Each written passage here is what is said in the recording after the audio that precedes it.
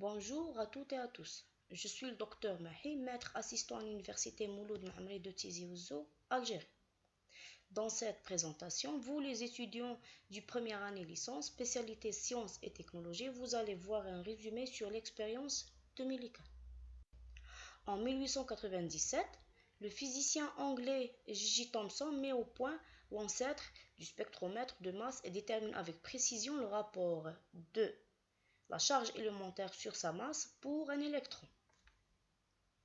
Cependant, c'est le physicien américain Millikan, entre 1906 et 1911, qui a travaillé sur l'expérience dite expérience des gouttes d'huile, afin de montrer qu'un corps ne peut porter qu'une charge électrique multiple d'une charge élémentaire. Il reçoit un prix Nobel en 1923 pour ses travaux sur la charge électrique. Commençons par une petite description de l'expérience de Millikan. Entre deux plaques d'un condensateur, Millikan injecte des gouttes d'huile.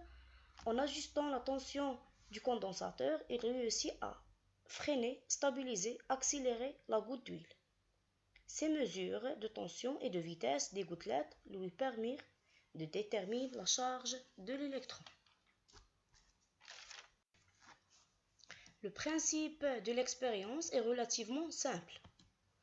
On va étudier à l'aide d'un microscope le mouvement dans l'air d'une goutte d'huile obtenue par pulvérisation réglable donnant un champ électrique E. La gouttelette d'huile est soumise à trois forces. La force due à la gravitation, la force due au champ électrique et la force de Stokes, comme elle montre le schéma sur le diapo. La force d'Archimède est négligeable devant le poids de la gouttelette d'huile. En 1910, Millikan détermina avec une très bonne précision une valeur proche de la charge élémentaire qui vaut 1,60 fois 10 puissance moins 19 coulombs.